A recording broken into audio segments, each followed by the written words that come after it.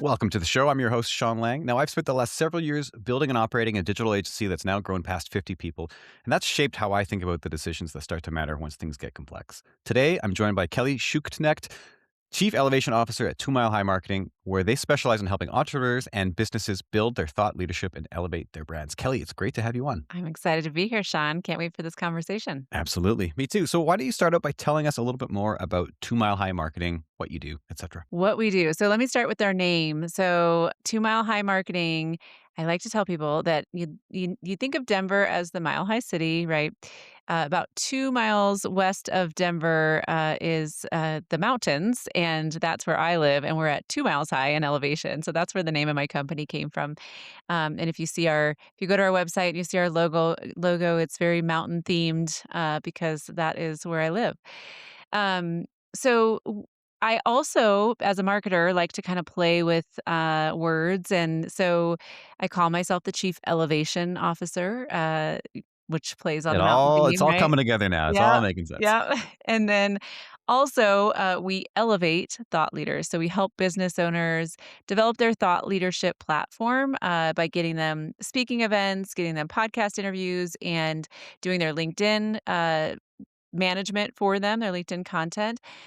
And we also do ghostwriting because having a book is a really big part of having a thought leadership platform. So that's a little bit of what we do. And we work not primarily with marketing agencies, but we have a lot of marketing agency clients just because of my own network. And so we know the agency world very well. And fun fact, we've had at least one guest come through the podcast so far through 2 Mile High Marketing. I don't think that episode is out yet, so I won't give it away who it is. But suffice to say, I've seen you guys in action.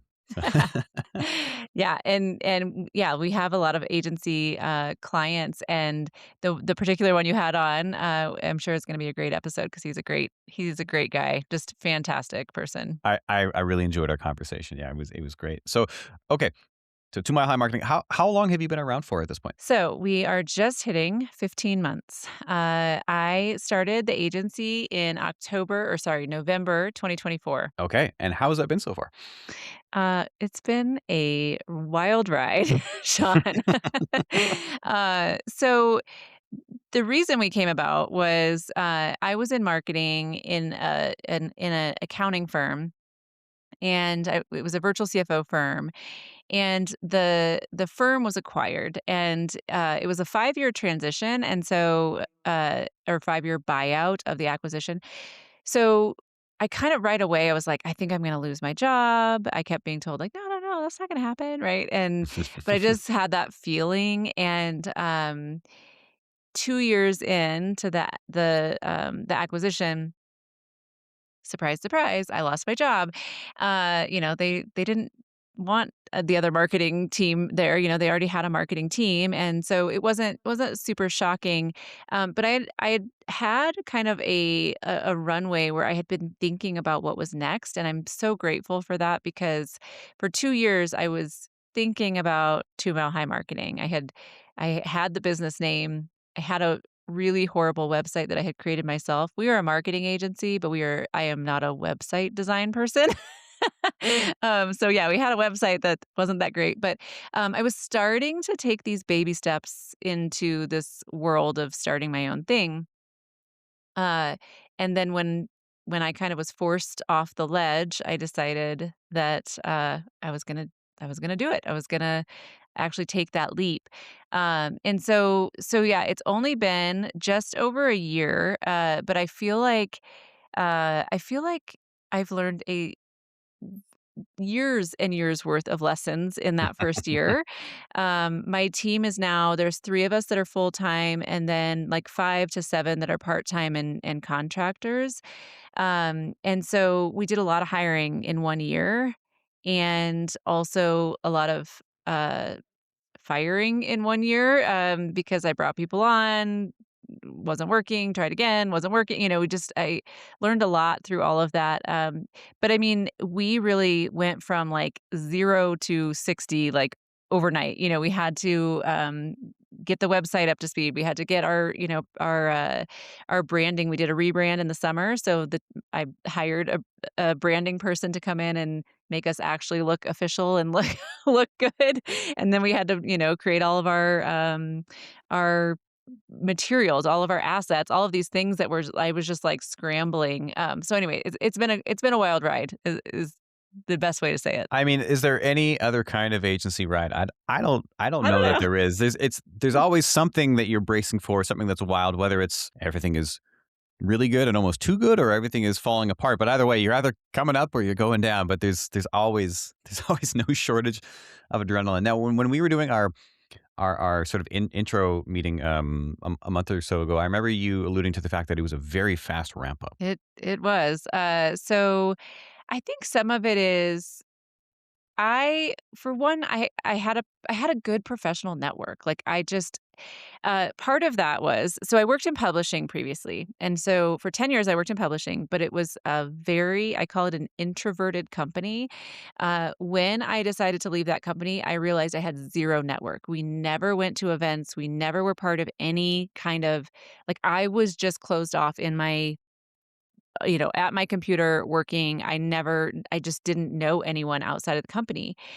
And 10 years of that, like, I was really behind, and so I spent the next kind of phase of my career, the next 7, 8 years, really just leaning into networking. Any chance I had to go to an event, I was all for it, and I started posting a lot on social media. I started, just really being proactive to grow my network. So when I first announced what we were doing at 2 Mile High Marketing, uh, it resonated. For one, it resonated with people because a lot of business owners were like, "Oh, yes, I need to be speaking. I need to be, I need to have a book," right? Like these things that business owners know they need, but they often don't put the time into because it's just like the last thing that they can get to in their day. And so I think it spoke to a lot of business owners who just immediately reached out for help with what we were doing. And then I think also just because I had that network, people knew me. They knew my experience. They knew how I had helped my previous company grow and how I'd helped my boss establish his thought leadership platform. And so they were like, "Oh, we saw what you did with him. We want to work with you." And so it was really fast. Just that growth, which was what I needed. My first year was all about growth, and now I'm all about stability and figuring out how to do this in a way that is, sustainable, that is, going with the ups and downs, the ebbs and flows of what happens in this type of business. All of that is new to me, and so I'm learning as I go. It's a kind of a very classic sort of trajectory where you start out and it's just like hang on, it's growth, and then you reach this point where you're like, okay, let's like stabilize this now. Like we could continue to grow and hang on and white knuckle it for a long time, but that has a bit of a ceiling eventually. Not most people. I mean, some people are kind of crazy, but most people don't want to live like that for too long. We want to stabilize. We want to like step back and take a look and be like, okay, here's how far we've come. Where do we want to go? Rather than just sort of like hang on to the rocket and be like, I hope that we end up on the moon, but maybe we won't. Maybe we'll just like veer off into no man's land. So what do you think, in that first year and maybe even in those first 6 months, what do you think was the most important thing that you did? I think it was talking to people, like, that was what led to clarity for me, and then getting that clarity. So in that dreaming phase, that couple years where I was thinking about what this business was gonna be, I had thought that I was going to start a fractional CMO company. Like, I thought that's what I was going to do. And when it came time to actually say, "I'm starting a business and this is what I'm doing," I had just hesitated around that because there's so many fractional CMO service providers or fractional service providers in general out there, and I had hired people like that in the past, and my experience with it and what I was actually hearing from some of my, early folks that were coming on and doing a workshop with us, like, they were saying, like, "Yeah, I hired this company and this fractional CMO, and it didn't we didn't get anything," or they would deliver this strategy, but I didn't get anything out of it. And so I just really thought through that, and I was like, "I do not want to be just another fractional service provider that says, "I can help you with marketing," just in general. Like, I wanted to be really clear about how I was going to help people, and so I think through that clarity, um, I just taught I part of what I did the first couple of weeks was just, like, scheduled meetings with people in my network, and it was just like, "Hey, Sean, can I talk to you?" Like, and it wasn't I wasn't trying to get anything out of it other than just I needed to talk through it with people. I needed people to tell me, um, just not to give me advice, but, like, just to talk through things with me, and a couple of the things that were the most clarifying to me was, and I tell him I've told him now, like, my friend Neil, I had a couple calls with him where he would tell me, "You don't want to do this. You don't want to," he's like, "You don't wanna start an agency. You don't want to hire people because then you're gonna have to, like, worry about, like, keeping the work coming in, and then you're gonna have to worry about, like, laying people off when you don't have the work." And it was like him saying that, I was like, "Nope, I absolutely want to start an agency," because I knew about myself. I love being closed off in my office and working. Like, I love it, but I also don't like working by myself. Like, I love my team is all over. So I have team members in the Philippines, in the US, and in Canada, and we're chit-chatting all day long, like we're collaborating, and that's what I love building a team. I love working with people in that way. And so I knew as soon as he said it that I was feeling the opposite of what he was saying. And then he was actually another one that was really helpful to me in I created a marketing workshop that kinda came from him saying, giving me some just suggestions around things to do, and that workshop we do all the time now with businesses. It's like, "Let us come up with the marketing plan for you and help you decide what those tactical steps are that you need to take." And so those conversations were just really, really critical in forming my idea of what this company was going to look like, and then I think I think I've said several things. You asked for one thing I did, but the last thing I'll say is, I made decisions quickly, and yes, Yes. and not That's every a big one. decision was the right decision, right? But, I just did not sit on things and go, "Oh, I gotta overthink it," and like, "Oh, but I can't do this because I don't have a website yet," or "I don't can't," I was just like, "Nope, I don't care." Like, I just moved forward and made every decision as quickly as possible. That is such a critical learning, especially for new agency founders. I mean, realistically, for anybody in any business owner in general, but I think this is an agency show, so we're going to talk specifically about agencies. But that is such a critical learning and something that definitely took me kind of a few years to learn. I'm a very analytical person. I want to make sure that I have all the information before I make a decision. And I mean, guess what? You're never going to have all the information. And the best Right, information you can get is the feedback from the decision that you made. I mean, right. most decisions that we make are two-way doors, and that you go through it, you go, oh, I didn't mean to do this. This was the wrong door. Go back. Every now and then there's a one-way door, and those ones are a little bit harder to deal with if it was the wrong decision. But in most cases, like just more if you have more at bats, then you have more information, you have more feedback, and you can say, "Oh, I'm gonna do more of that," versus just sitting on your hands and just never doing it because you didn't have all the information. Definitely resonates very, very strongly with me for sure. Yeah, yeah, I think like I said, I think it is the most important thing. At that time, I was hearing or I was seeing on LinkedIn people I don't know why, I think it was just because of the space, the headspace I was in. I would see posts of people saying, "I was laid off 374 days ago, and I still don't have a job, and there's nothing out there," whatever. I was seeing those things and I was going, "I that cannot be me. That cannot be my story." And so I was like, I can't be in that spot 364 days from now. Like, I have got to move forward every single day, and yeah, I mean, by the time, by a year in, I had replaced my corporate income. I had, a team of people. Like, I have a great base of clients. Like, so, none of those things would have happened if I would have just been overthinking the whole time. And yeah, like I said, not every decision was right. There's definitely been times where I've gone, oh yeah, that wasn't the right thing to do. We need to change. But you can always adjust things as you Mhm. go. Yeah, exactly, exactly. Talk to me a little bit about the early hiring experience. I mean, you hired a bunch, you also fired a bunch, which doesn't surprise me. Um, what kinds of hires were you trying to make, and what do you think you had wrong at the start? Yeah, I think. I think where I didn't have clarity when it came to team members was what roles I needed, and I think that was part of the problem. So it was like, yeah, this person's great, they can do this thing, and so I had lots of people doing things, and then it took me a while to realize, no, I need an account manager who is responsible for clients, who has a support person working under them. So I mentioned my team members. So the location of my team members. So I right now just have one account manager.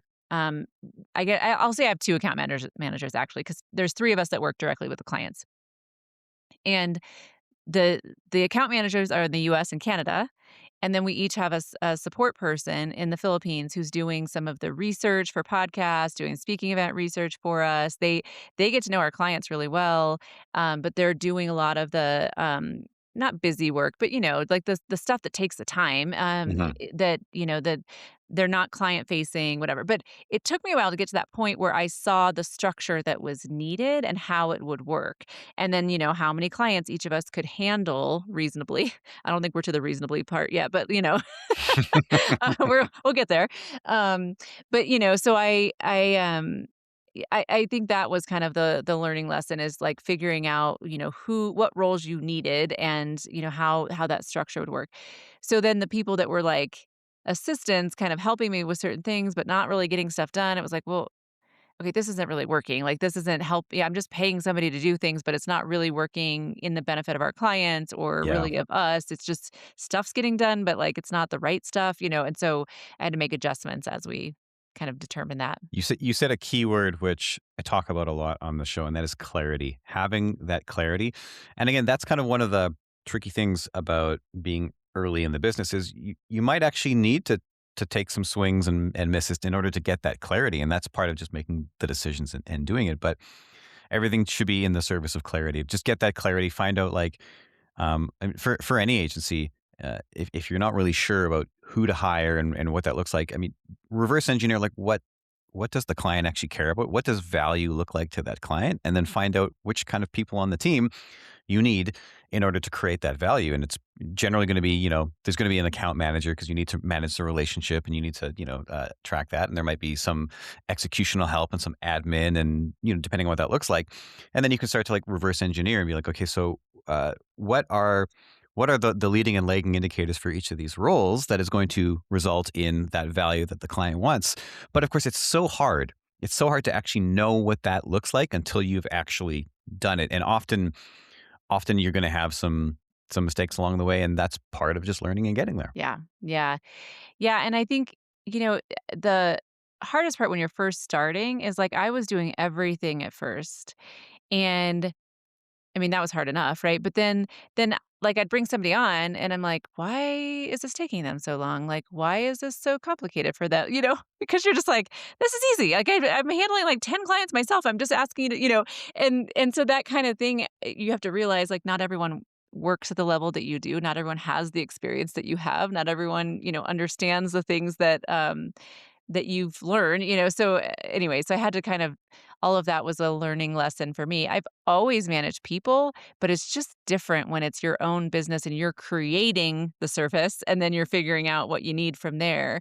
Um, so yeah, it took a while to get there, but we have the structure and the roles right now. It's just now it's a matter of like how we grow those with our growth of the clients, and like how you juggle kind of that you get a couple clients, but you can't quite afford an account manager yet. And like, how do that's kind of this year is what I have to figure out is like, how do we do this? Because otherwise we're all kind of juggling too many clients and that's Mhm. not healthy for anyone either. So anyway, that's the That struggle we're in now. that's where capacity tracking and then also looking at your profitability and making sure that you're charging enough so that you can, front load the cost of setting up another, pod or group of employees.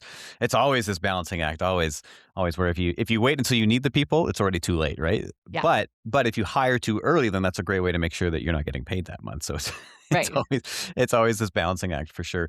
When you're hiring people now, so it sounds like you've really you have a much better idea of what kinds of traits to look for and what kinds of people. What is your sort of ideal makeup for someone that you think is probably going to be a good fit As far as like a team member or a client? for a team member? Um Well, our account managers, I don't know if this is like if I've found unicorns, but they're fantastic at content. Like I am not a designer, and so having designers on the team is great because they're so we do the LinkedIn content, right? Like so they're really, really good at that piece and managing the client relationships, understanding that the client always comes first and that whatever we have going on for the day, like, our clients, we've got to um, deliver on the things that on our deliverables, our promised deliverables, and we have to, be available to the clients when things come up, right?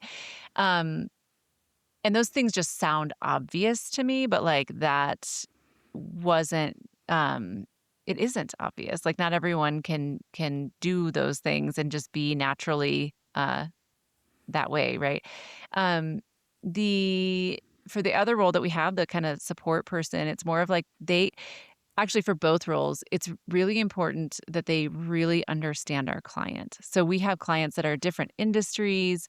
Where they want to go speak is different. Like, so their priorities are different. Some want to be paid to speak. Some are trying to get in front of their target audience. Some are wanting small groups. Some are wanting large groups. Some are, there's just all these different things that we have to understand about the client. And that's also, like, a skill set that I feel like I just take for granted, that it's like, if I'm talking to you, I'm understanding your vibe and, who you wanna go out and talk to and whatever, and our account managers and our support people have to understand the client because otherwise we're pitching them to things that don't make sense, right? Like, or Mhm. we're just not getting the right events for them, and so that piece is also really important and something that um we had to work to find the right people for those roles in that way. Typically, is that people who come from a similar background or I don't think so. I think there's something this is, I'm, like, struggling with do I tell the story? But, I'm gonna say it. So my daughter worked for me for a little bit. She does some of the podcast research. She's a college student, so it was like, "Hey, can you help and, do some of this?" And it was through talking to her that I realized that because she was really good at that, like, understanding. I just call it the vibe of the client. Like, this person is not going to work well in front of this environment, like this organization or this whatever. And it was something that my daughter was, like, saying to me. This 21-year-old is, like, saying to me, and I'm realizing, like, "Oh, that is the thing that some of the people are not getting." It's like, a natural, I think, somewhat a natural skill set that some Mm, people have. It's almost like an emotional intelligence kind of yeah. thing, that, I just think everyone can do it because I can, and realizing that my 21-year-old daughter with very little work experience has that same skill set that, some of my 30-year-old people that we've hired don't have, right? Like, and Mhm. so I don't know that it's even trainable. I think it's somewhat just a natural thing that you get it or you don't. Yeah, it definitely sounds like a soft skill, and I think it's kinda similar Yeah. to when you're looking for somebody from a creative capacity, to hire for a creative role. I don't know that you can necessarily train somebody on taste. They either have, like, good taste or the taste that resonates with you, or they don't, Yeah. and what you do with that is what you will, but I think that we're aligned there. Back to what we were talking about before, what do you feel was maybe like a standout struggle over the last 15 years that you've sort of come through? Ooh. So this one's, like, really big for me. I It's part of the message that I give when I speak. So, I like to say that I was the person behind the person. So, for all of my career, for 20 years of my career, I was the I was working for the agency owner, right? Like, I was working for the owner of the company who was the visionary, who was the idea person, who knew all the answers, who, that was the person, and I was just the one behind the scenes who would take their vision, and then I would bring it to life, right? Like, so all of the things that were happening behind the scenes, I was doing to help them accomplish, what their goals, and I thought, like, that was my role in life, in the workplace. Like, I never really thought of myself as being the person on a stage in the spotlight. Like, I I liked being, heads down behind the scenes. But when I started this business, I was like, okay, so I'm helping people go out and speak and become thought leaders. Like, I can't just be a hidden person in the background. Like, I have to go out and I have to do exactly what I'm helping other people do. I have to lead by example and Yep. show that this works, right? So I have a huge fear of public speaking. And one of the things last year is I was like, I'm applying for every speaking event I can find, and I'm going out and I'm doing this. And so I did. I worked really hard, and I think my biggest audience last year was like 300 people. I spoke at Oh, WordCamp, yeah, WordCamp US in Portland, and, it was the most horrifying experience of my life, but the video is on my YouTube channel of me speaking, and I think that it turned out I did a good job, and the next stage that I went on that was, I spoke at DigiMarCon, it was 50 people, and it was like, that felt like nothing after being on a stage of 300 people, and so it was the just doing it and forcing myself out of my comfort zone, and putting myself in the spotlight, becoming the person instead of the person behind the person. That has been a huge shift for me in the last really just in the last year, but, like, realizing that so much of my career led me to that role that spot where it was like, "All right, like, you know how to do this, you've done it for other people, now you gotta do it for yourself." I love that, and that mirrors my own experience as well. I won't dive into that, but very, very similar to building an agency and being a COO behind the scenes and being like, "I can stay back here forever." And then when you decide you wanna do something a little bit different, you're like, "I spent the last 6 years doing nothing for myself whatsoever," and having to change gears a little bit, so hence the podcast. Yeah. Um, building relationships at scale. But, something I wanted to segue to really quickly is, there's gonna be a lot of agency owners listening to this podcast, people who have probably thought about thought leadership for themselves and maybe aren't necessarily at the point yet where they're ready to like hire two mile high marketing, for example. But can you give the agency owners listening advice on where's a good place to start? What are some simple actions that they can take to start moving towards thought leadership for themselves? Yeah. So for those smaller agencies, one of the things I realized over this last year is that we typically serve the agency that's like, maybe 2 million to 10 million kind of, and so owners who are like they can afford some marketing resources, right? But one of the things I realized was how many people were coming to me who aren't in that range, who are smaller, maybe solopreneurs or just smaller agencies where they're like that they can't quite afford some of the marketing services that are out there. But I wanted to be able to provide something for them, so I'm actually launching a course, hopefully by the middle of the year. I'm hoping in April, where it's how to build your personal brand. So it's going to teach the things that we do it for those people who need or want to do it themselves.